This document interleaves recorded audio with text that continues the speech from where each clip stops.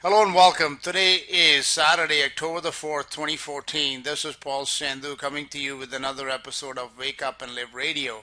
I have on the line with me today Dr. Jim Willie, the Golden Jackass, editor of the Hat-Trick Letter that is found on his website, goldenjackass.com. Dr. Jim needs no introduction on this channel, so without further ado, hello and welcome, Jim.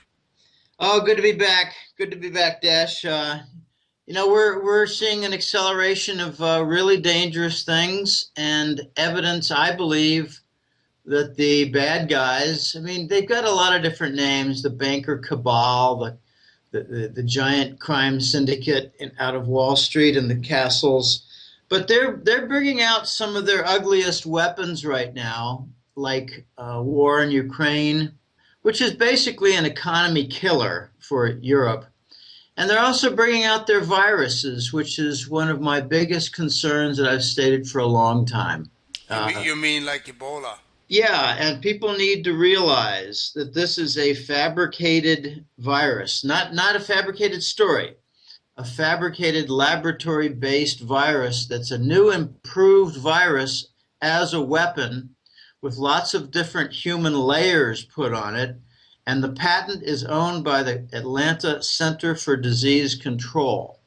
Can you imagine why any official agency would have a patent on a virus disease except to profit from it? Yes, I was reading somewhere actually that like Bill Gates and his foundation that is heavily invested in vaccinations also stands to profit tremendously from growth of these viruses. So yes, these type of psyops are used for many purposes, and one of them, of course, is the money. So it always pays to follow the money. Yeah, it pays to follow the money. It pays to follow the passenger lists on the Malaysian Airlines, including the guy who was going to testify against Gates and Soros for their development of viruses. So let's leave that alone now that we've touched it. Okay, Jim. So it's been about 5 weeks since we last spoke. So what new information do you have for us? Well, the biggest new item that I have, it's more like a development of an older item, but it's certainly maturing, and it eclipses some other point that I've made. It's my item two here. China plans to double the gold price and to disrupt the forex derivatives. Now, I have thought for quite a while that we were going to see, and this is, based on extensive conversations with my gang and led by The Voice, and we thought a year ago that there would be a mid-sized bank that would go bust, an important intermediary bank that would go bust, and it would lead to bigger consequences to bigger banks. And it looks, based on what we're seeing, like recently with the Banco Espírito Santo in Portugal, they patched it over. So remember my point, I've made this many times in the last year or more, the big banks are lashed together. They're held together by derivatives and mutual, I don't know what to call them, mutual oversight from favorable uncles. Like they're watching over a few big and mid-sized important banks. Every big bank has got like a crew of little banks that they watch over to make sure that they're okay. And they're using the printing press to redeem the worthless bonds. They're using the printing press to pay off on some of the sovereign bonds that are deeply damaged. So when a big bank goes bust, like BES in Portugal did, they rushed to the ready. They saw the damage with the insurance, the CDSs, the controversy on the uncovered CDSs, the credit default swaps, which act like a bond insurance for the bank, bond insurance policy for the bank, for their investors. And the derivatives, the CDSs, didn't work real well. They did some reform of that. Anyway, the point is that the banks can be bailed out very quickly by just the issuance of new money, new aid. It seems like the banks, the Forex, and the sovereign bonds, like Italian and Spanish government debt, um, all the currencies in Forex, they're under control. The big, huge exchange stabilization fund run by the Department of Treasury, the U.S. government, that's like the major control room. And then their side office is the J.P. Morgan, what do they call it? Investment office, chief investment office, CIO, chief investment office. That's like the adjunct in the private sector for the exchange stabilization fund. You saw damage with the London whale, but notice in the summer of 2012 or late spring, I guess it was May and June 2012, the London whale episode came out and they fixed that too. So they're very good at patching in the sovereign bond arena, in the currency arena, and in the bank arena.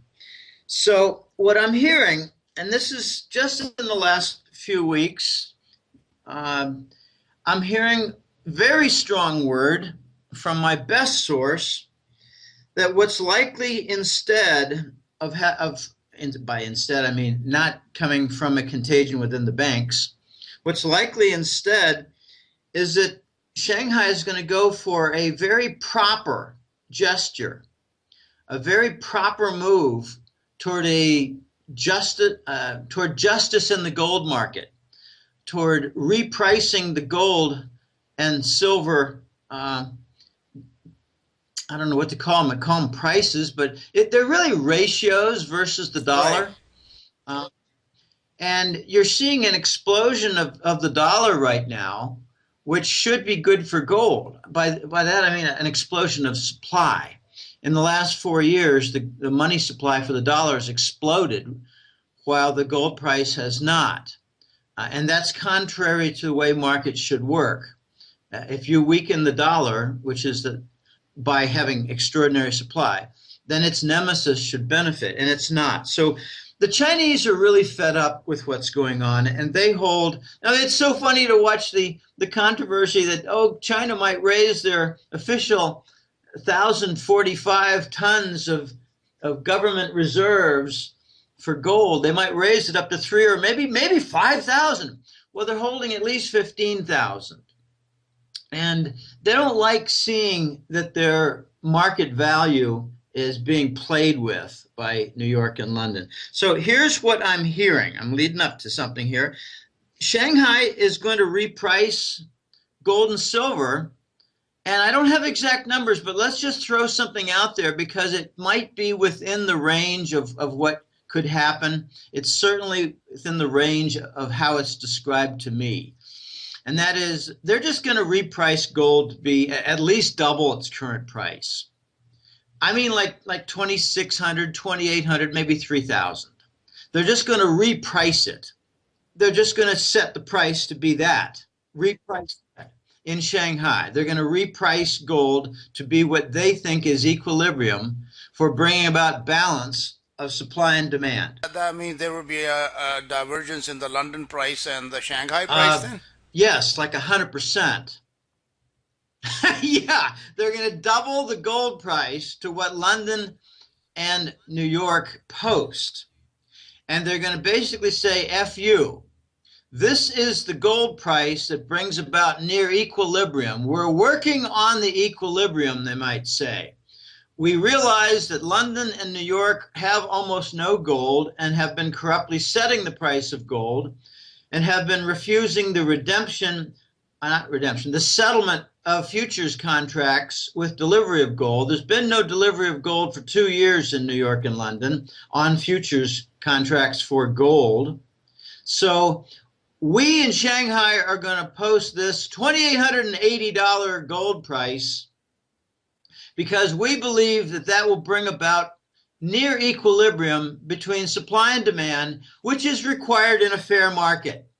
London and New York are not fair markets. So Jim, would that would mean that all the gold that's being sold would be sold in London or New York or being offered for sale, whether in reality or not, at 1400, then people will rush in to buy that up, wouldn't they? That would pretty much wipe all the supply out, wouldn't it? Well, that's the whole point. My point is that there's no gold in London and New York for buying. So it would expose the fraud then.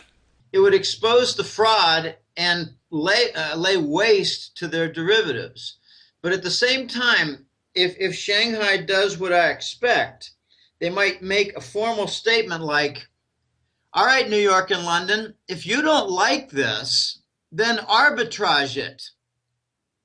If you don't like the $2,800 gold price and you really think it's 1,200, then take all of your ample supply, buy what you can over there, take advantage of the low price, and sell it over here in Shanghai. But you don't have any. Right.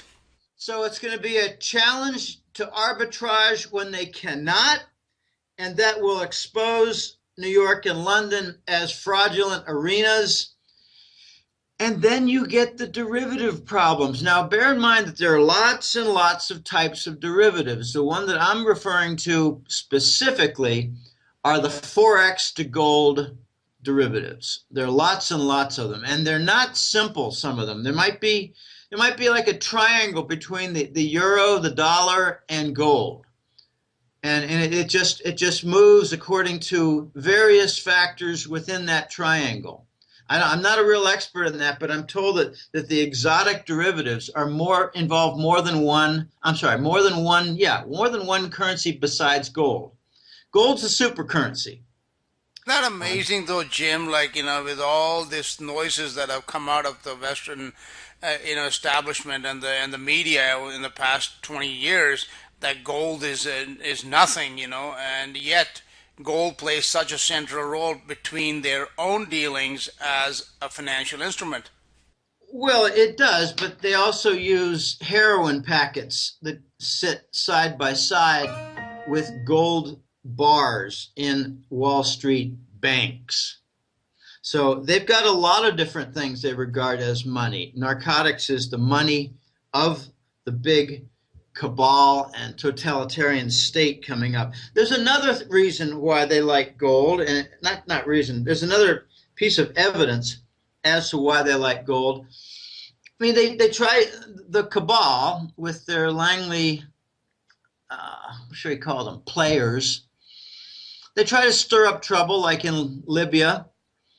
A few people realize that although Muammar Gaddafi was a nasty guy, and even though he was, kind of an emperor, he won 5 United Nations awards for philanthropy and for development of his country and development of the water systems and development of smaller business. But we saw fit to run him out of his palace, disembowel him, and kill him so that we could steal his 144 tons of gold. Now, I make the point firmly that the entire movement against Libya was secondarily to move weapons towards Syria through our embassy, illegal use of the embassy, but primarily to steal Gaddafi's gold. So what we really did, the U.S. government, the cabal, the Wall Street bankers, the London bankers, the Langley guys working in concert with them all, it's the syndicate. What the syndicate really did was they wanted to steal 20 years of Libyan oil production. And they did in the form of gold. So what happened in Ukraine? They had their Maidan, they had their revolt, they had their coup d'etat led by Soros and the Langley crew of mercenaries with Blackwater. What's the first act and deed that they did? Well, the first thing was to move out $70 billion of oligarch money and put it in Swiss banks for safekeeping. What's the second thing they did? They stole 33 tons of gold. They're showing the value of gold in their war movements. They got a lot of hidden things like, prosecution charges against Credit Suisse Bank in Switzerland for supposed secret accounts, tax dodged accounts from Americans, but they want to fold Credit Suisse under UBS, where they have better control, to steal the Saudi gold that's in those two banks. So they show their cards all the time. Gold is a motive for theft in war. And I'd like to point out that as this, if and when this happens, and this is the big indication that I've been given, if and when this happens on the gold repricing, expect silver to be repriced at something like $50. And that'll be a hot poker up the boy's ass. And it'll cause some problems. But what will the effect be? How will the boys react? How will the banker cabal react out of Western Europe, London, and New York? Well, they're going to put their bond monetization and their hypermonetary inflation, they're going to divert it toward the derivatives in a very open way. You're going to see a skyrocketing of volume, I think on the order of 10 to 20 times. It's not going to be hints and indications of 80 billion a month. It's going to be hints and indication of $1 to $2 trillion a month. Maybe $3 or $4 trillion a month. Maybe a spurt one month, and we're told that these $5.5 trillion to patch over the derivatives is a one-time deal, except that it happens again a month later. So it's going to cause an explosion in the volume of not so much the bond monetization, but hypermonetary inflation to cover these things by the central banks. They call it QE, they call it bond monetization because it's diverted toward bonds, whether they're treasury bonds or mortgage bonds. This next wave is going to be directed toward derivatives, the type that link the gold price to the Forex, the major currencies, the pound, the euro, the yen, and maybe to some degree the Swiss franc. So that's the shock wave they've got. And I've been told that this attack on the cabal has been planned. It's very clever. It's indirect. And it takes the high road. You can't come back later and say, well, look what China did. They forced a couple of German and French banks to go bust. Look what they did. They're bad guys. No. What you're going to hear is China tried to make legitimate the gold price and try to set right in a repricing the gold market. You can't really say, oh, gee, that's a bad thing. Look how horrible that they are. How horrible they tried to make the gold price correct according to equilibrium of supply and demand. No, there is no equilibrium in supply and demand in the gold market as we know it. There is only brute force of refusing to deliver in gold on futures contracts and threatening people who try to sue them for contract fraud, which is what it is. If you buy gold and they deliver you in dollars, that's fraud. You want the gold. They deny you, and they threaten you by saying, play ball with us or we'll boot you from the COMEX. And you're a pariah. You can't trade here. In the other things that you like crude oil or who knows, cotton, copper. Right. Wheat, soybeans. Can't trade in anything because you want to make your point that you can't get gold from a gold contract. Well, gee, can you name any other market where you can't get X from an X contract? So then I guess this is where the Chinese or the Russians and the Eastern Bloc, they are kind of fed up with it because they've also been forced to play this game by their fraudulent rules, by the Western fraudulent rules, and they are the only boys big enough to take on the cabal. Yes, they are, and I think the reason that China and Russia will take them on is quite simple. Not a lot of different reasons, but they're fed up with their huge amount. I'm hearing Russia has at least 20,000 tons of gold. I'm hearing China has at least 15,000 tons of gold. They don't like that the West is setting a price without having any of what they hold in the East in huge volumes. China and Russia are also reacting to the Ukraine propaganda, lies, war, subterfuge.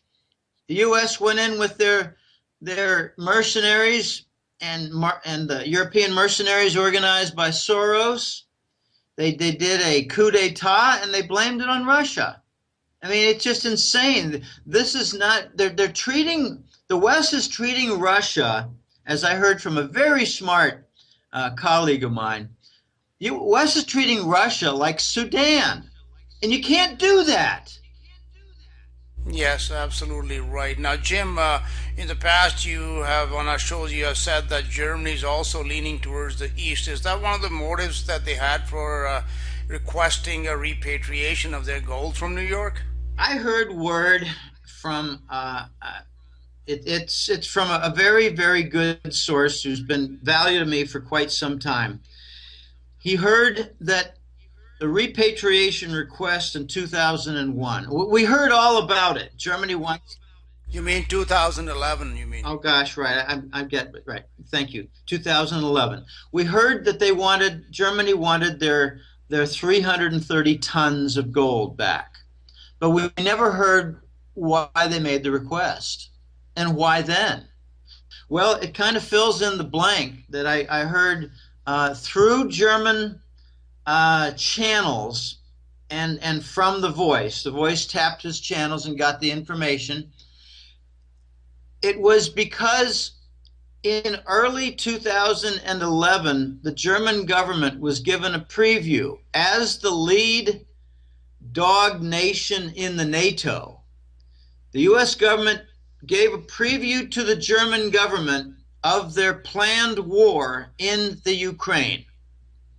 And the timetable was in the next 2 to 3 years, we're going to work to capture Ukraine and cut off Europe from the Russian energy supply. And Germany said, "You're going to do what? Are you crazy? Are you nuts? They're our supply of energy, they're a supply of commodities, they're a big trade partner. What are you doing, you idiots in Washington? We want our gold back, you fools." All right, so that's a very different story from what we heard in early 2011 for a simple, innocent repatriation request following the one by Venezuela the year before. All right, so plot thickens. So Germany said, no, we don't want to be cut off from our energy and commodity supply. We don't like this. And the division in Germany began 3 years ago. That's probably why the NSA went in there full bore to start their espionage and trade secrets and learning of plans in the highest level of German government toward collusion, if you will, with Russia. So I've identified 4 violations, big issues that Germany has with the West, and in particular, the Anglo-Americans, the US, UK. They do not like the NSA violations. They're all through Siemens, their big telecom network. They're all through their parliament and bugging. They're all through the Merkel head offices. And it's so bad that when they have high-level meetings in the German government, they all deposit their cell phones in the outer corridor so that none of them are sitting inside used as Western listening devices. That's the first violation. The second violation is the Euro central bank inflation. The Germans have vivid memories of what happens with hypermonetary inflation. They don't want Prince Draghi and the Euro central bank to go on and embark on a gigantic bond monetization program that eclipses the one of the Fed in the United States. The Fed is primarily treasury bonds, but also some mortgage bonds. The Euro Central Bank under Prince Draghi, they want to go through all kinds of other things. They want to do stocks. They want to do Eastern European bonds. They want to do sovereign bonds from Southern Europe, the pigs. All right, the third, well, I should continue on that. The Germans are really fed up with the Euro Central Bank. The Bundesbank is their central bank, and they are at odds, taking to court some of the principles and devices and vehicles, instruments used by the Prince Draghi Euro Central Bank, the ECB, and they're basically calling their recent patches, the LTFO, I can't remember. They each have acronyms, but it's a finance operation, long-term finance, LTFO. I can't remember, but they've got the Draghi ECB has various patches, and they try to make them super senior over sovereign bonds, which means they have higher priority than government bonds. And the courts say that this isn't legal. It's not even within the confines of the structure of the European Central Bank. So the Germans, I think, not so much over espionage, but over the Ukraine war threatened cutoff of their energy and the European Central Bank inflation. I think they're going to bolt and get out. So you've got the German gold thefts, you've got the cutoff of energy, you've got the ECB inflation, and you've got the NSA violations. In Germany, they're saying these are 4 gigantic indictments against our ally, the United States. So we'd like to cut the cord, and is that ever incredibly difficult? So they're, I think, giving lip service to the U.S., and saying things like, oh, yeah, we support the sanctions against Russia. Well, watch them work around the sanctions. Watch them continue and violate the sanctions. And we're getting a more open split. It's even in the press. The Minister of Finance and other ministers in Germany are openly stating, we cannot honor the commitments of NATO. That's pretty big. That's pretty big. This is now reaching close to a boiling point with Germany. And NATO's kind of trying to stretch themselves pretty thin from what I've been reading. You know, they're in Syria, they're the so-called ISIS, they're in Iraq, in Canada. Now they're having a debate of what kind of mission we are sending to Iraq. I thought Iraq was mission accomplished. But, so if Germany leads the way out for the European countries, then I imagine there will be a lot more that would also follow. Well, yeah, France will follow immediately, and so will Austria, and so will Netherlands, and those are some of the core nations of Europe. Those are the ones that have the trade surpluses. Those are the ones that aren't broke. What we're seeing is, you know, with this Iraq situation, I don't want to go on and on, but I got a funny little comment, well, clever way of putting it. Endless war is the policy of Langley. It's the policy of the U.S. military. It's the policy of the U.S. government. So when you had some resolution in Iraq that went against the U.S. policy, so we're back. Obama said we won't return with boots on the ground. Well, yeah, we will. Maybe there'll be golf shoes, though, because he likes golf. He just set the record for 148 rounds of golf while as a sitting president. So when he should be attending his highest security meetings and staff meetings with the cabinet, he's playing golf. Intelligence briefing. He's playing golf. He's raising funds. So, you know, it just confirms my opinion of what the U.S. presidents have become in the last 2 decades. They're figureheads. They're permitted to go off and have fun. Their wives are permitted to go spend millions on silly trips, and they are in charge of fundraising. They give speeches for fundraising. I mean, when are we ever going to see eggs and tomatoes thrown at the president at a fundraising meeting? Well, they're kind of geared up in advance to be favorable in the audience. I'd like to say that Germany, with Merkel, made an indication. This was, I think, early September at the Wales NATO summit. And it did not get much press because the West controls the press.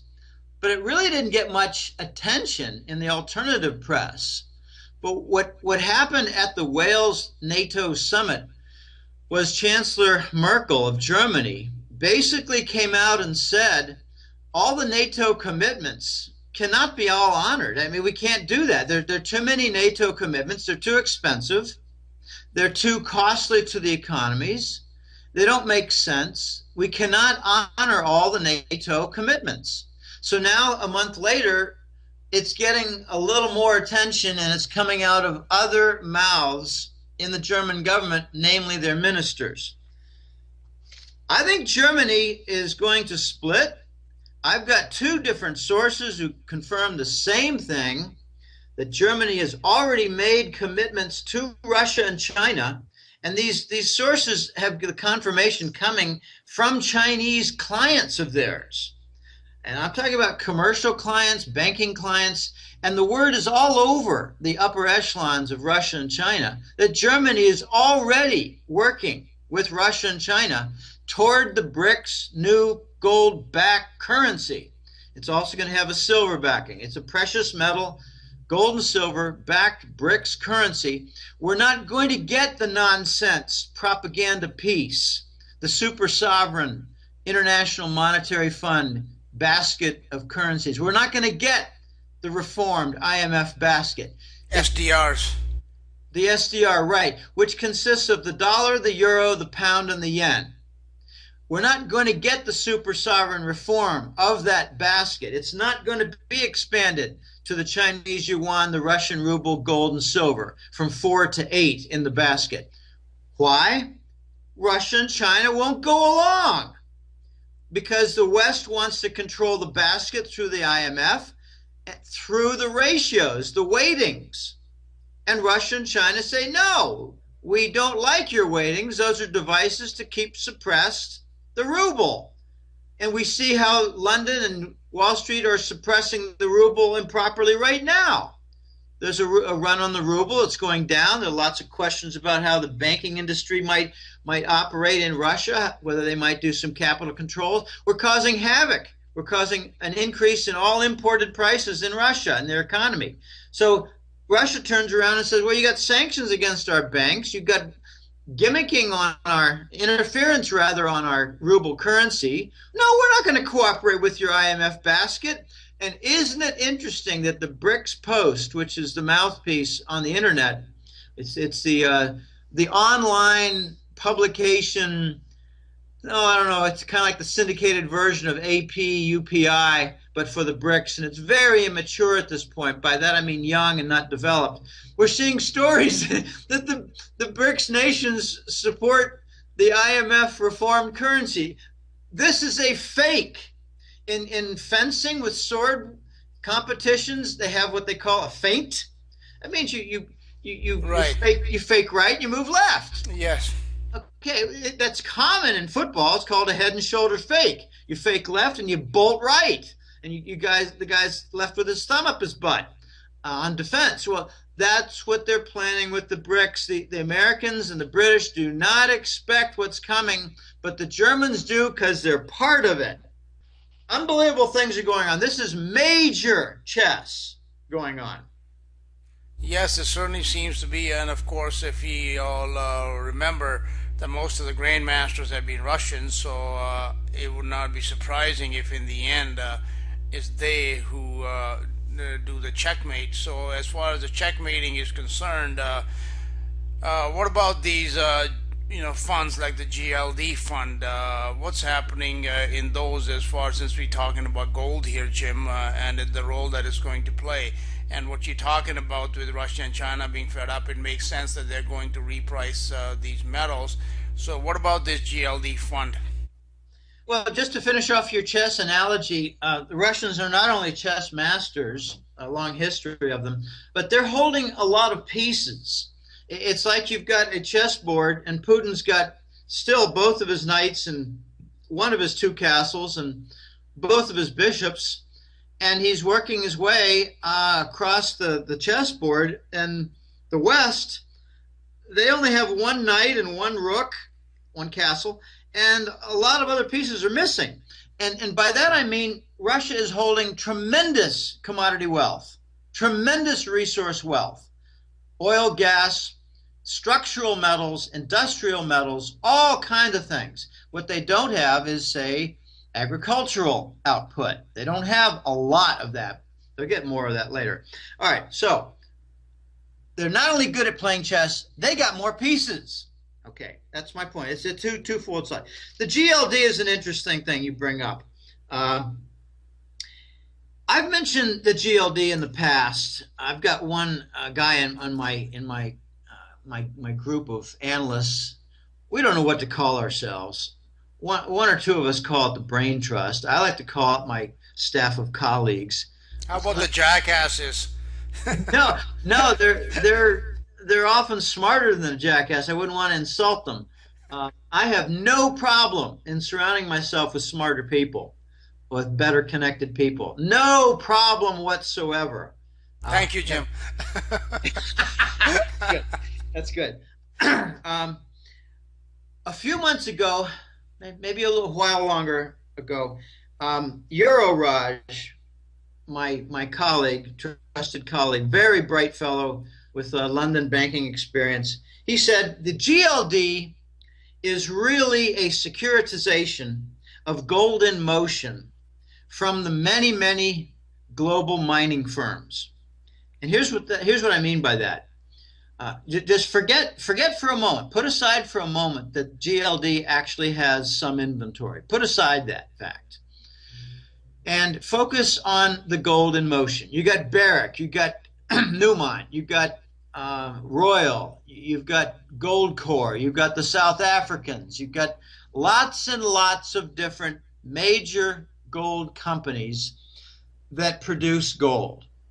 Well, when they're done producing it through their milling process and it reaches a certain high concentration level, it becomes essentially a gold bar. And its concentration might not be, 3 nines or 4 nines, but it might be in the 90s. So that's going to have some value as inventory. But the inventory gets moved. It's in shipment to the refineries. So what the clever Wall Street and big mining companies have done is they've found a device where you can invest in something called the SPDR Gold Trust, aka the GLD fund. And some of the inventory there is not stacked in shelves. It's output from the mills going to and from the refineries that eventually find their way to the COMEX. This is the gold in motion. It's like, you got a whole lot of tennis shoes or a whole lot of television sets, and they're in motion on the trucks going across country to Walmart, say. Well, someone owns them. Someone owns the inventory of what's being shipped. Well, they did a clever device, and it's loaded with fraud, but much of the inventory reported by GLD, we believe, is gold in motion from the mining companies. They're down to 767 tons. It started with... So this is not even necessarily like refined bullion. Is still in the process of perhaps getting to that stage. Yes, there's something they call a Dory bar, and I think that comes, I'm not sure, but I think it comes, my guess, it comes from French D''OR, of ore, right, of gold, of right. gold. So a Dory bar is a 90% or more refined gold bar. It might not be a bar. It might be just a big, ugly hunk that resembles a rectangle. Yeah. It doesn't have to be perfect when it enters the refinery process. All right, so the GLD started with 1,350, 1,340 tons. When it got below 1,000, we started, before the whole concept of gold in motion came in, we started wondering, well, what's the critical point for the GLD before problems arise? And Euroraj, way back a year and a half ago, said, I think it's under 1,000 and probably for sure around 700 tons. Once they get anywhere near 700 tons, they're going to have extreme strain in the system and very little GLD gold inventory to steal, to raid. And the way they do that is the big banks, and only the big banks, have the privilege of, and I'll get to this thing in a minute because it's really important, only the big banks have the privilege of putting together baskets of these stocks for GLD and demanding redemption in the form of gold. If you say, well, I've got 22 shares of GLD, or 2,200 shares of GLD, or 150 shares of GLD, and I'd like to redeem and get my gold, they'll tell you to go get lost. You're not big enough. You don't meet the prospectus requirements. Well, some big players have met the prospective requirements, and they're told to get lost anyway. The ones who are not told to get lost are the big banks that are trying to supply the COMEX. So clearly, the rating channels for the COMEX come through GLD, not exclusively, but they include the GLD.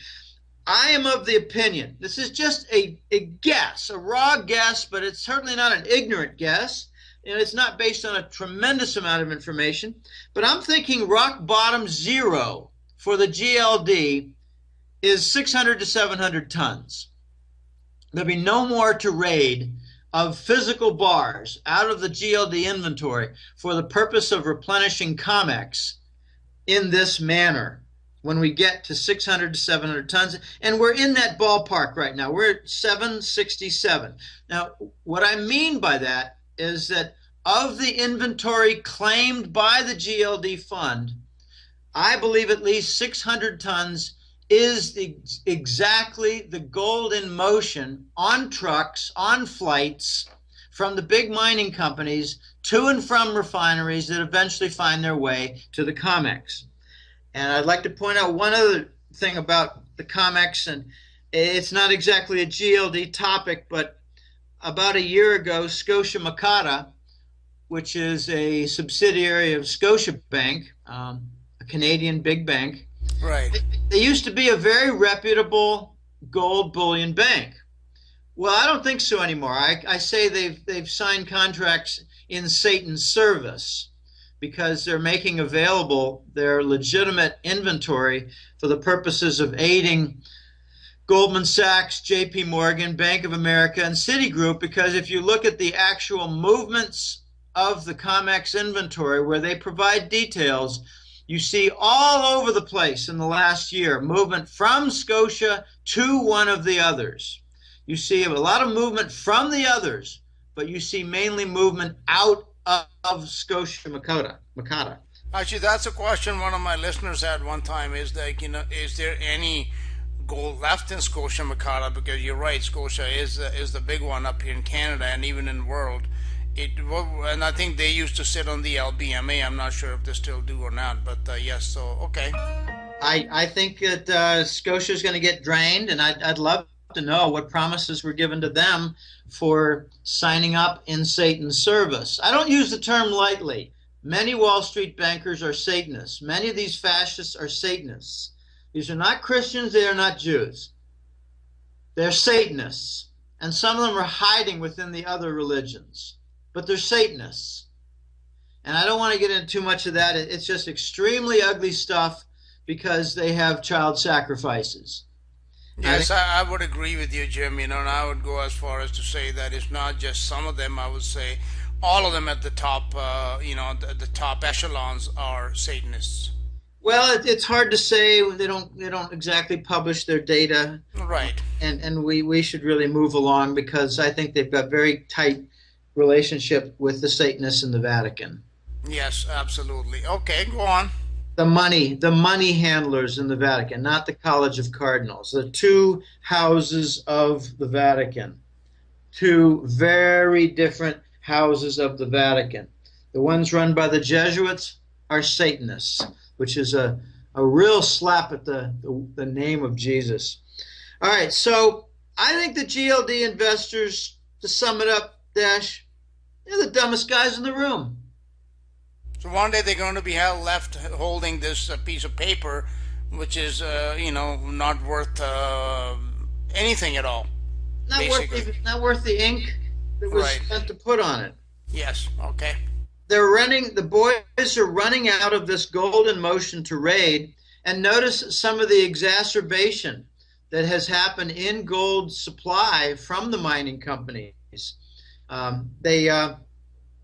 They had a shutdown of the big Barrick property project. They sunk $8.5 billion into Pascua Lama. in Chile on the Argentine border. All right, well, that's a lot of inventory that got taken away. It's just not coming online. And then you had the Kennecott property in Utah with the giant mile-long mudslide. They're still digging out of that. So, and this is a point that we're going to get to. Well, we might well just go to the point number 5 here, Desh, because it fits. We can get the point. Yeah, so you're going to talk about that the supply is going to get really, really constrained and tight in gold. A new gold supply is basically non-existent looking ahead into the future. Yeah, the mining companies are having to do investments, uh, logistics, management of projects when the price of their product is being suppressed. So they're making this. So $1,200 gold does not support new exploration and probably is not profitable for the gold that is for the companies even now at that price. The gold that they are actually bringing out of the ground to sell it at 1,200 does not make them profitable. Is that what you're saying? Yeah, well, for the marginal properties, yeah. So you take a property where they really needed a $1,330 or a $1,310 gold price to be profitable. Well, they just put it in mothballs. They say we're suspending operations on that. And what they're doing is they're focusing on the best properties, like the ones with a $950 price. I'm sorry, cost. So they can make money on a $950 cost. They can make money on a $1,020 cost. So all the projects, all the deposits that are their biggest profitability potentials, they're getting put into overdrive as the marginal properties are put to the side. So these mining companies are actually accelerating the whole peak gold concept. When are we going to start seeing declines? Well, wait till the price goes up and you'll see that they're still not producing a lot more gold. What we're seeing now, I got to be honest with you, I made a projection in 2012. I said that we're probably going to see a decline in the 2013 global gold output in volume. And we did not. It was pretty much flat or slightly positive. But 2014 is the year that the decline is coming, Desh. And here's kind of why I got it wrong. I don't mind admitting errors in forecasts. It's part of the science. What went wrong? What did I not see? And how can I learn from that for the next forecast? Well, what I did not see is something that got pointed out to me when I made the forecast, and I told them, well, we'll see. They told me that the contracts are long term. They tend to be 2 and 3 years. They tend to be even more. So if they've got an obligation to supply a certain refiner, and they got a contract from a bank in the form of covenants to meet debt requirements by coming through with output, well, then they're going to bloody well go through with the output and not make much money or have a small loss to avoid different problems like violations of covenants and seizure of property and all kinds of weird stuff. So I got wrong the length of contracts and the durability, the what's the word, endurance, longevity of some contracts. And now you're starting to hear that with some of the mining companies. They say, well, we finished the obligations for that contract, and we're not going to renew that. So we're going to mothball this project because the contract is ended. What I'm hearing, no, not what I'm hearing. This is now in the news, in the mining industry news, to expect the gold output to decline by about 50% in the next couple of years, unless we get a change in the gold price. We have, it's going down. So this is like an assurance that we're going to see massive declines in the gold output. And there are no new discoveries anywhere. And there's a reason for that. The budgets are being slashed. So when you don't have the profitability from a good, fair gold price, it not only makes the projects, borderline profitable at all, it means you're cutting into the extraneous areas of business like discovery, exploration. Ooh, boy, this is going to get really weird because... So then these things, they do bode well for people who have been, lately questioning their belief that gold is something that they should hold. this would bode well for them for the future, because if gold is indeed repriced, like you said, in Shanghai, and the supply of gold is going down by something like 50%, which is huge, then some point in the future, and possibly the near future, we could be looking at some significant moves in the paper price of gold, as we call it.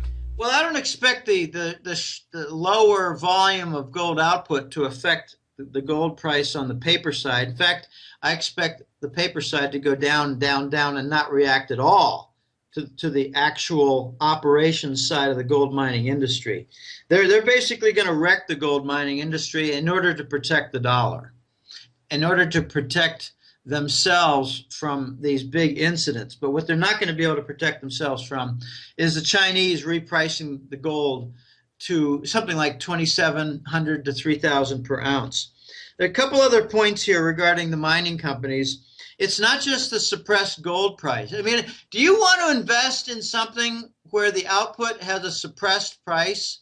Do you want to use leverage on a suppressed output product of an industry? I don't. That's why I told my clients in early 2008 to get out of the mining companies' stocks, to stick with gold metal, and don't worry about the gold and silver price. It might go down, might go up, might go down, might go up, but it might go down a lot when we're near the climax. The climax being when the COMEX and the LBMA are destroyed.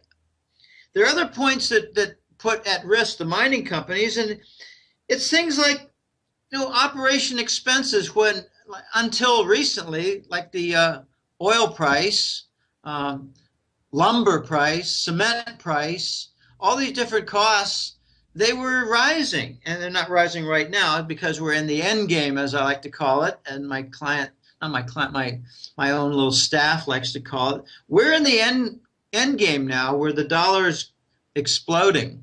And I made some comments. I should interject here while I'm on the point. I made comments in the last year or more that the end game will be marked by the dollar rising against everything, against commodities, against oil, against gold. The dollar will be rising against competitor major currencies. The dollar will rise and rise and rise, then die. The mining companies have other threats, environmental concerns. The local jurisdictions say you're polluting our water. You got runoff from your mill operations. Then they got labor problems. You're not paying the workers enough. They see that the mining companies are making a lot of money, and it's really not trickling down. You have cost of living increases for the workers, and they can't get increases for their wages to cover the higher price of food. All these things are causing big governments, important governments like Chile, to bring a halt to certain projects. Indonesia to bring a halt. Malaysia bring a halt. It's not just gold; it's copper and other important metals. This problem about the budgets is so important that the Australian mining companies, which are a very important niche, they're seeing a 30% cut in their budgets for exploration this past year, and it's going to continue into this year. I'd like to see the mining companies actually do a strike, not against operations. I'd like to see them do a strike and say, we're not going to supply gold to the COMEX anymore. We're not going to supply your vehicle for gold in motion in the GLD anymore. We're going to stockpile our output. And we've got some new investors who've promised us, X hundred million or X billion dollars a year to continue our operations, because they're doing, I'm thinking China and Russia and maybe Japan and maybe Korea and some other Asian, India. They might put up some investment capital to the mining companies for the right of buying gold, say at a mere 1,600 3 years from now, from this accumulated stockpile of inventory. But it's a major challenge for the mining companies because how do they pay their workers now? And how do they pay their executive compensation packages now? And it's very, very difficult. China's not cooperating in that direction. What they're doing instead is they're just buying mining companies. They're buying significant stakes in Western mining companies. So it's going to get very hairy. And I'm different. I don't really go, oh my gosh, look what they're doing to the COMEX gold price. I just laugh at them. They're hastening the shutdown of the COMEX. I don't know why they haven't done a force majeure yet. I don't think they want the controversial publicity of a force majeure where a lot of contracts are just deemed null and void because of adverse conditions in the market that they did. No, you can't prove they did. You can't prove anything because the court of law in the United States is really quite a joke on the financial side. But this force majeure wouldn't happen in isolation anyways. It would also be some other markets, I would imagine, that would happen altogether, not just in the gold market, right? Well, yeah. Well, Yeah. well, we got one topic left, Dash, and let's try to fit it in. We don't need to spend too much time on it, but what do you say? Absolutely. Go right ahead, Jim. Oh, okay, I thought you were going to ask a question. No, no, no. Okay. You state the topic and give us the info. There's a very curious event going on. It's very hard to understand completely. It's very thorny. It involves the highest powers of the elite on planet Earth, the highest level of banking in the hierarchy. As a preface, in Basel, Switzerland, there's a bank called the Bank for International Settlements. That's the bank of central banks. That's the central bank of central banks is how it's defined. At least that's how I have heard it described. Yes, and it's almost like they're on a public relations campaign in the last 30 years to change some of their images. And I don't want to get into their conference at the very end, right before 1900. They had a big conference, and they weren't really too reluctant to show their identity then, but now they do show reluctance in exposing their identity and agendas. But let's just call them the central bank of central banks. And we hear about Basel II rules, Basel III rules. Well, it's from the banker overlords in Basel, Switzerland at BIS who make rules on what bank capital ratios must be maintained and what assets can be considered justifiable capital. Okay, they're the rule makers. All right, they're the overlords. So if they're the overlords, why are they making an appeal to the BRICS nations to secure a useful role in the next chapter? And I define the next chapter as a return to the gold trade standard and eventually following, maybe side by side perhaps with that gold trade settlement, gold-backed currencies. You can't have gold trade settlement without some kind of a gold instrument. And what I'm hearing is a gold trade note used as a letter of credit at the short-term gold instrument. You lay out your capital. If you don't lay out your gold capital, you don't have a letter of credit. You can't conduct trade. So basically the BRICS nations led by Russia and China are planning to have trade that's secured on the credit side for very short-term credit by gold bullion. That is what I think the BRICS Central Bank is going to be, and the BRICS Development Bank has got a false name. It's really going to be the BRICS Central Bank, where they're going to hold a lot of gold. I think a shitload of gold, like thousands of tons of gold. All right, so why is the BIS appealing to the BRICS leaders? I call them the dynamic duo, Russia, China, R and C in some of my emails. Why are they appealing to the BRICS nations for a useful role, saying things like, we can provide a useful service for your new system. We have a history of doing professional banking. We have a history of doing professional accounting and oversight. We could be useful to the BRICS.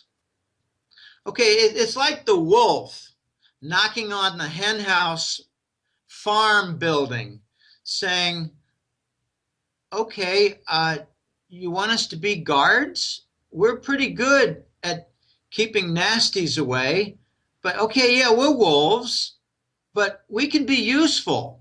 We're good at counting chickens, and we're good at understanding, how many hundreds of chickens you can have at this layer without threatening the food supply at a lower level, or even having a collapse of the whole platform from too many chickens on that level. Okay, we're really good experts at chicken farming. Wow. Wow. Well, Jim, just to give you perhaps present another viewpoint. Now, there is some truth that these guys do have a history of experience in this department, which the Russians and the Chinese and the BRICS do not. So, do you not think that if they could actually give them some expertise and actually play a role, of course, if their wolfing tendencies could be kept in check? Well, to me, it's kind of like the 1913 Federal Reserve Act. Let's get these experts in banking to manage the U.S. central bank, and let's try to stop these crises that seem to happen. Good point. You've answered my question. We don't want to give the wolf a role, because once he's inside, he might start using some of his influence to bribe, say, a Minister of Finance in Russia, offer them some good heroin deals, offer them good access to children for their pedophiles, for satanic sacrifices. I have no idea what else they might offer. Right. Maybe what they'll offer is more simple things like, give us a junior role for the finance committee of your BRICS central bank, or else we're going to release viruses into Russia and China that you don't have cures for. We do. And furthermore, we'll engineer HARP events to wall off your rain systems like we're doing in California. So observe California. This is a success story for creating drought as an example of our HARP weather engineering. We've already used the HARP engineering against China in the last 10 years to deny them rainfall. They've got some rivers that have dried up. I think there's something like 7 rivers that are in the province where Beijing is, and 3 of them are in trouble. Okay, the wolf, the BIS, might ask for a junior role. I'd like to give them a role of water boy. You can clean out the hen house of its shit, and you can operate the hose, and you can deliver pails of water, and you can make sure the plumbing works for the water, but we don't want you inside except under armed guard to clean out the shit in the coops. That's the role I want to give them. It's less than junior. It's latrine duty. That's what I'd like to give the BIS. And I don't know how it's going to turn out, but I think the BIS is going to get kind of, remember back when G7 became G8 and Russia had the rights to sit in, and China had the right to sit in the hallway? Okay, that's the kind of thing I'd like to give the BIS for the BRICS meetings. Let them sit in the hallway and be the first ones briefed, while they have latrine duty cleaning out the chicken coops of their shit. Now, what do you say to some of these people in alternative media, particularly that suggest that the BRICS themselves are actually controlled by Western, elites such as the BIS? I wish I were an expert in that. I doubt the story. Some of my best sources are saying it's not true. I'm not hearing a lot of evidence to follow that up, though, when they claim it's not true. I'm hearing stories, and I got to emphasize, I am not an expert in this. I just have opinions once things are put on the table as to how things should be arranged. like, giving latrine duty to the BIS for the BRICS central bank. But this is very complicated. There's a lot of stories that the Rothschilds were booted out of the Kremlin 2 years ago. And the Rothschilds, for those who don't know, control 95% of the world's central banks. The ones that don't control are Iran, Syria, and North Korea. Well, maybe I'm understating it. Maybe they control more than 95% of central banks. Maybe it's 98% of central banks. So if the Rothschild family was insulted by Putin and the Kremlin, it seems to me like if that was the case, and I'm not saying it definitely was, but if that was the case, I'm trying to make a conditional argument here because I'm not an expert in this. And I've been Well, it's Jim, to support what you're saying. I think it's impossible to be an expert in this because none of us are going to have the inside track into what really goes on at those levels. If somebody actually did, it would be like that. From a movie quote or somebody, and if I tell you, I'll have to kill you. So basically, this information is never really going to be available to people at our level. So we can only speculate. right, and that's why I try to make a speculative argument in the form of a conditional statement. If the Rothschilds were insulted by being pushed out of, say, finance roles in the Kremlin, and that's what I heard from a couple of very well-informed people. If that was the case and they had their, let's say, feelings hurt to the point where they want some vengeance, then I believe the Ukraine war is exactly that. Now, the Rothschilds have some history with the Russians. Back in sometime around 1900 and 1910, right around that period, during the Tsarist, the late days of the Tsarist Empire, the Romanov family was Tsar. Right. And they told the Rothschilds, we don't want you to bring your banking expertise into Russia. And Rothschild, I don't know which one of the Rothschilds, there's so many of them, and they're all Satanists, and none of them are nice guys, and they like to just create a war here and there or create the Soviet Union. What the Rothschild said to Romanov was, we'll be back. So they funded the Bolshevik Revolution and toppled the Romanovs and had them all executed. So yeah, he was back. The Rothschilds were back. And not only did they help to support Karl Marx as the, ideologue, the high priest, but they funded the high priests of fascism at the same time in Central Europe. I'm talking about the Rothschilds funding both sides. The expert in creating wars with both sides is the Rothschilds. So I think we got some very dangerous situations right now because it could be, if this argument is true, it could be that many of the bankers in the Rothschild camp are in trouble of losing their livelihoods, their jobs, maybe even their lives. Is that why we had that spate of the suiciding bankers? I think it is. I think these are people who were in service to the Rothschilds through J.P. Morgan, and they were given unwanted flying lessons without any wings. They knew too much.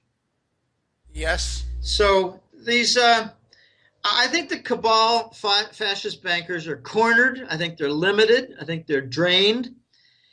And some of them might face extermination. This is the end of the road. I mean, you call it blind alleys. You call it they're running out of road to kick the can, and besides, the can's gone nuclear. But this is the end of the road for the franchised central bank system, which is the Rothschilds family.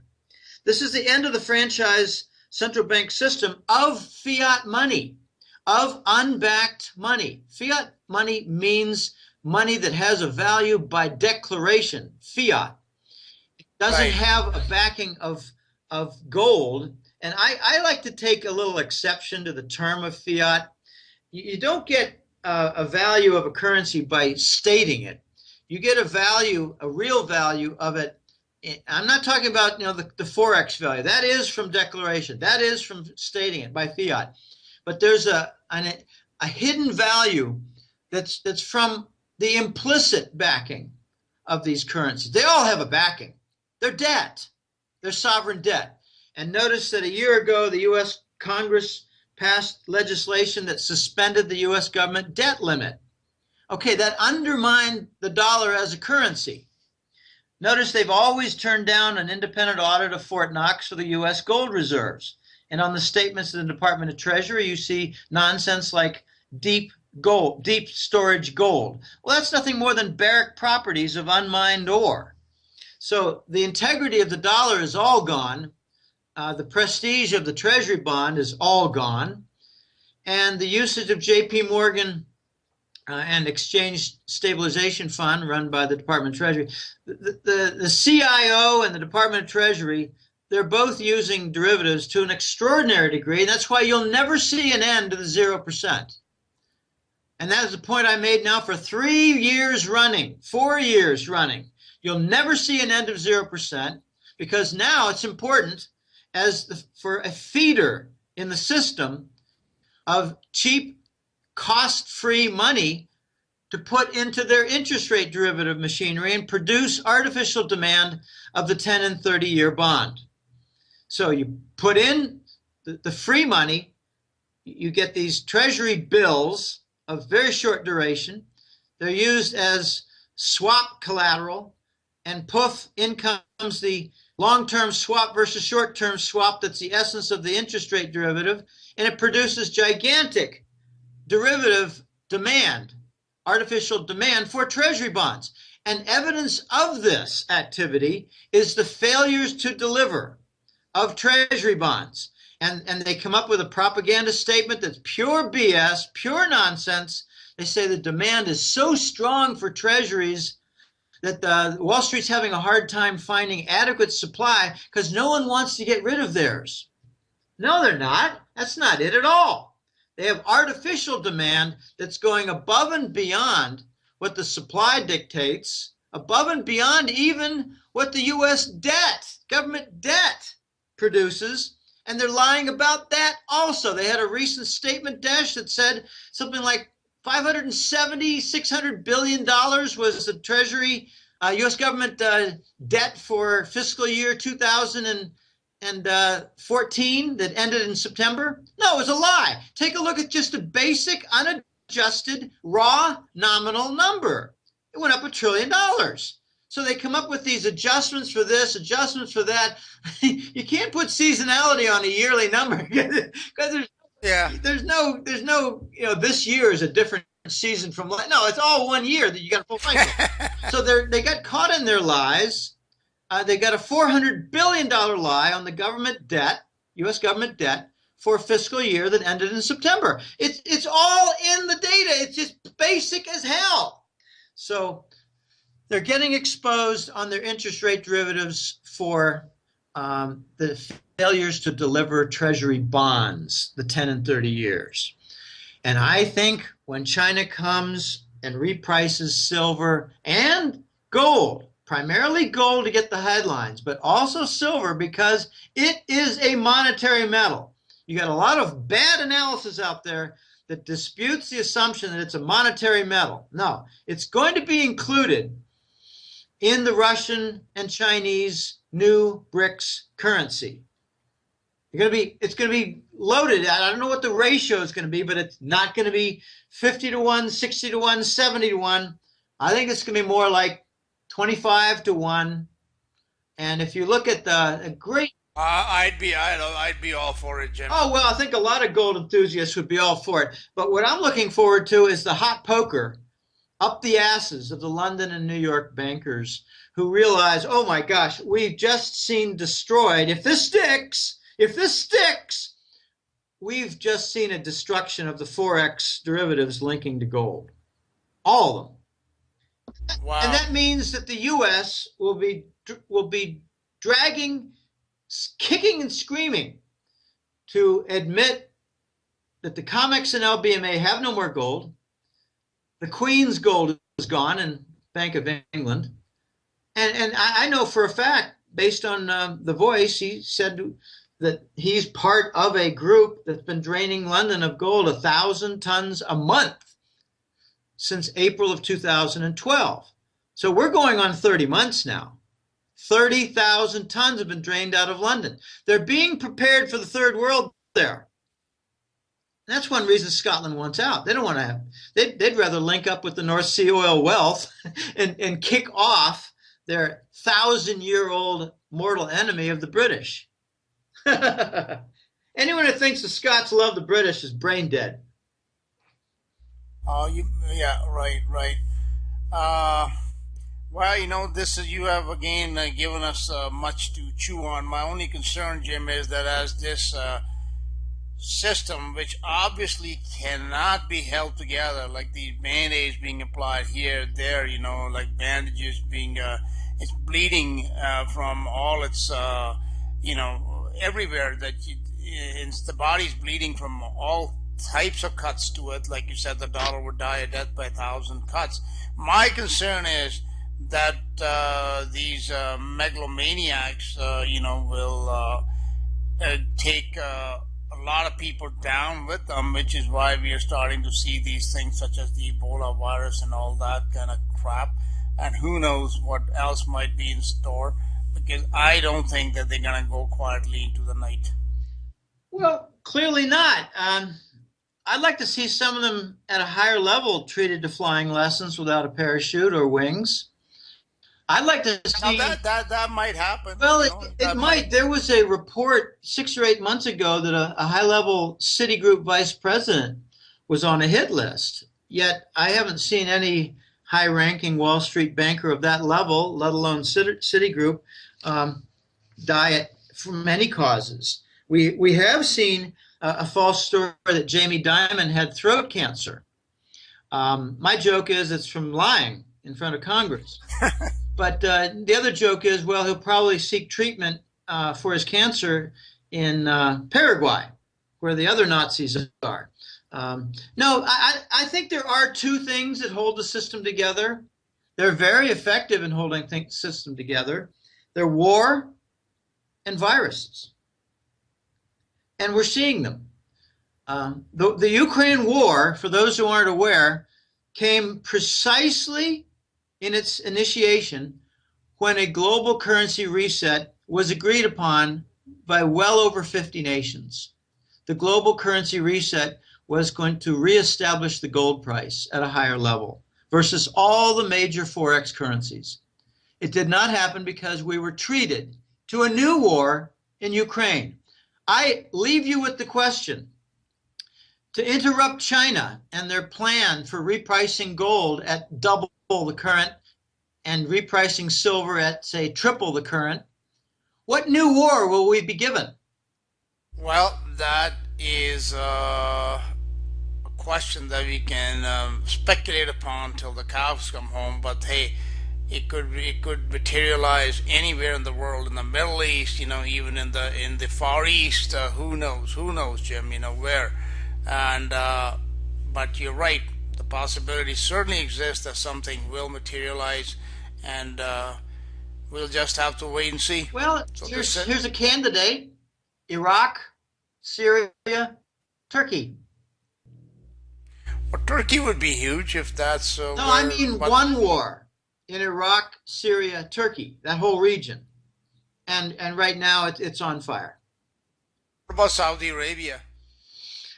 I think you're going to have internal problems. Right now, what I'm hearing is there were about 3 or 4 very important tribes, and the current royal family has kept them down for 30 years.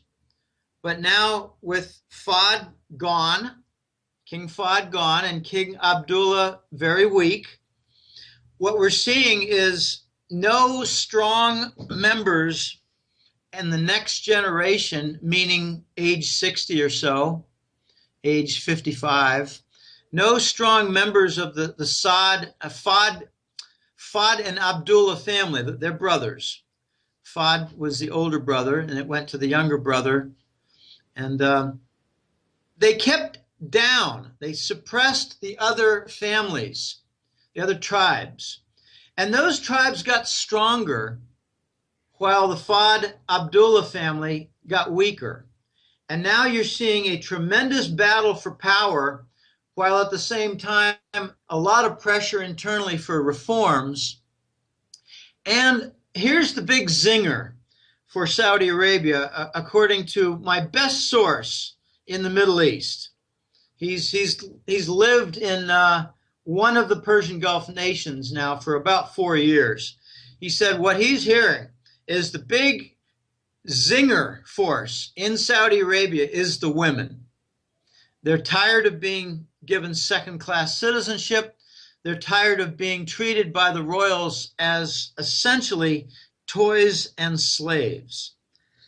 So they're looking for reform. They're looking for business reform. A lot in the business community are really fed up with what they call appropriation, which is a Saudi royal coming into the office and saying, you got a really nice chain of retail stores here. We like it. We want to buy it. Here's our price. And the owner says, yeah, but you're offering me, $100 million, and we all know that it's worth 3 times that. And then the royal says to the businessman or the group of owners, well, if you don't take the 100 million offer, we might increase it to like 130 million. That's as high as we go. If you don't do it, we're going to have all kinds of tax violations on you. And we might throw some of you in prison for whatever we feel like. All right, it's called the appropriation fraud. What's the word? Thefts, confiscation by the Saudi royals. A lot of backlash is building for Islamic reform, women reform, appropriation obstacles to reform them, to halt them, not reform them, to stop them. So a lot is going on. I think Saudi Arabia is going to fall, and you're going to see new leaders. But in the meantime, all through this process, they're embracing China. And in a matter of weeks or months, you're going to hear the Saudis that make an announcement that they accept payment for their crude oil in non-dollars. And it's going to cause a huge controversy because the United States and the dollar is built upon the petrodollar de facto standard. In other words, South Korea, Belgium, they collect treasury bonds so they can import oil purchased from Saudi Arabia. They pay for the Saudi oil in treasury bills. They pay for it in dollars in the form of the vehicle treasuries. So when Saudi says you don't need to pay us with your treasury bills anymore, these nations, a lot of nations, are going to turn around and say we don't need to hold treasuries anymore. And you're going to have a new wave of dumping of treasuries and a new wave QE4, where the Federal Reserve says, well, we'll cover them all. With what? New printed money? And then comes the shock wave, the aftershock. The other OPEC nations like Kuwait, like Bahrain, like UAE, all these other nations, Oman, Qatar, all the other OPEC nations, including the non-Persian Gulf, like Nigeria, they're going to say, well, we're going to do what Saudi does. They don't need dollars to pay. Well, we don't need dollars to pay. And then you're going to get another wave of dumping of treasuries because these nations hold treasuries. Right now, one of the most nervous nations in the world, the most nervous nations in the world for their sovereign wealth funds are the Persian Gulfs because they got an overweight of treasuries. They don't know what to do with them all. And the Saudis made an announcement back in, I think it was August, that they're going to create a new sovereign wealth fund. And I heard inside word, it's to convert treasuries to gold. So Saudi is not going to be the U.S. Partner anymore. They've already had their divorce, and the papers are not fully signed, and China will be witnessing the signing. I think the United States is going to work toward regime change in Saudi Arabia and hope to steer their favorite among the rival tribes, and I don't think they're going to succeed. I wonder if it's going to be the Bin Laden tribe. I don't know. I don't I don't know. Let's just leave it at that, okay? All right, Jim. Yes, we regrettably we run out of time here, or running out of time. So before we go, please tell the listeners about your website, your hat trick letter, and how they can subscribe to it. Sure. I'm the editor of the Hat Trick Letter. It now has 10 and a half years. A month ago, I had order number 10,000, which really knocked me back. Wow. I have not held, I got some email afterwards saying, really, you trying to tell me you got 10,000 subscribers, 10,000 active clients? I said, no. I had 10,000 orders. Now it's 10,200. But I haven't kept them all. Some have come and gone. So it's about a quarter of that are active clients. And it's found on information on the newsletter, and other related information and analysis is found on the goldenjackass.com, www.goldenjackass.com website. On that website, there's a main page. It's an open domain, free domain, no, public domain web page. It's called Main 5, only because it was the fifth version when making it. So main5.html has the date of the posted report coming up. It has a number of recent public articles and a number of recent interviews like this. The newsletter itself, started in April of 2004, has two different publications each month. It doesn't alternate. It's two per month. One is the Money War Report, Global Money War Report. It's for high-level battles, you know, like the BRICS events, BRICS confrontations, a lot of different things like competitive currency activity, like activity right now to suppress the commodities and suppress oil to lift up the dollar. We're seeing a death event right now in the dollar. This is a death event identified by its rise. It sounds paradoxical. I've been calling for this for 2 to 3 years. It will rise and rise and rise, then die.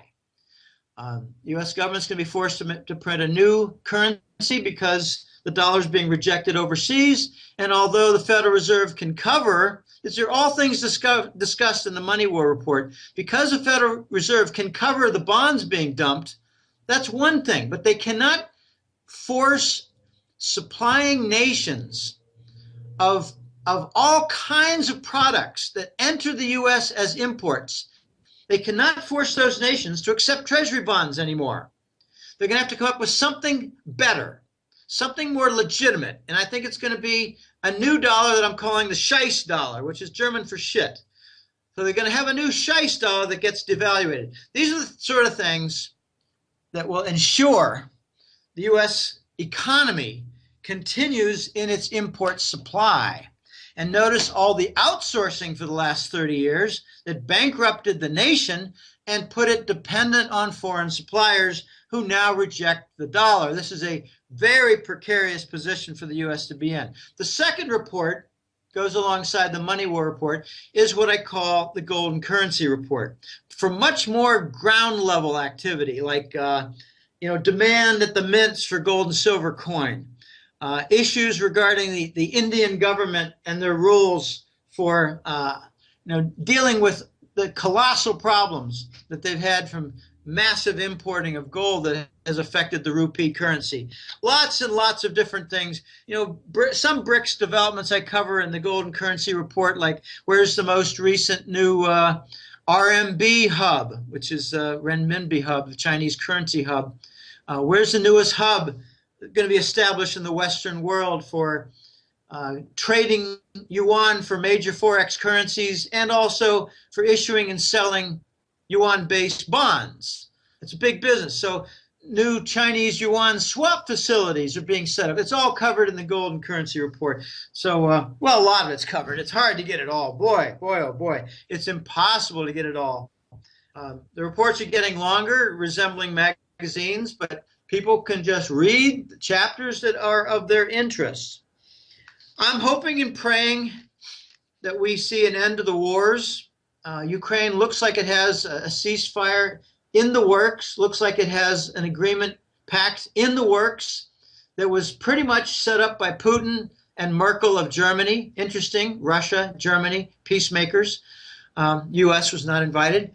They were interfering with it at every step of the way. Thank you for listening, friends. Due to a bad connection with Jim in Costa Rica, this interview was concluded at this point. Thankfully, the interview was almost at an end, and Jim was just in his concluding remarks at that point in time. So once again, this is Paul Sandhu. Thanks for listening, and we'll continue to subscribe to my channel and to share this information with everybody that you can. I do have a couple of new websites that are being developed, signsoftheend.com and wakeupandliveradio.com. Please be sure to check them out as I build them and more information is posted to them. Thanks again. Have a great day.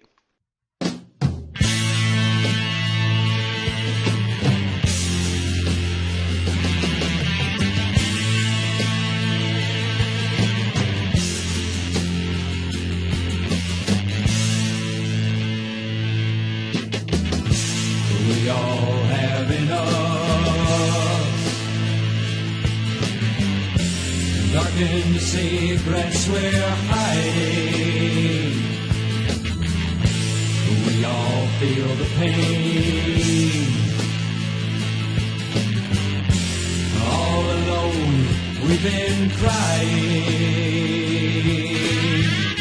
But we can't find our way into the light.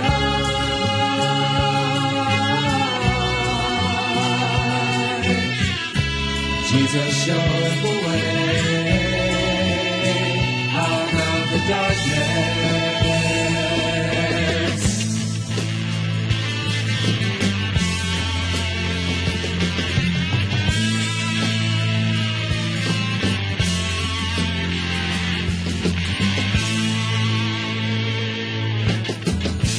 Little games we play, bring the darkness to blind us. In our graves we lay, wondering how they could find us. But we can find our way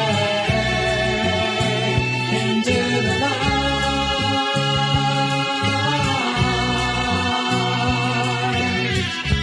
Jesus shows the way out of the darkness.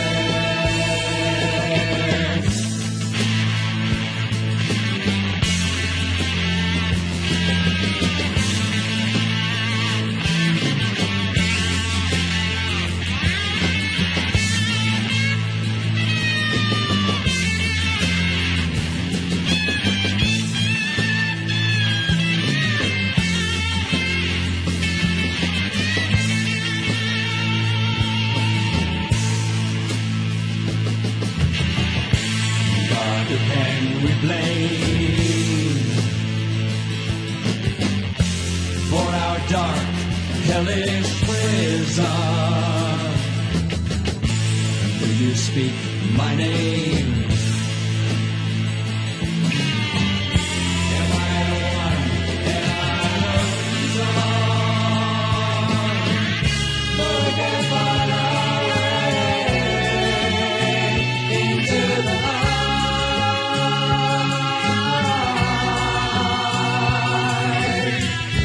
Jesus shows the way.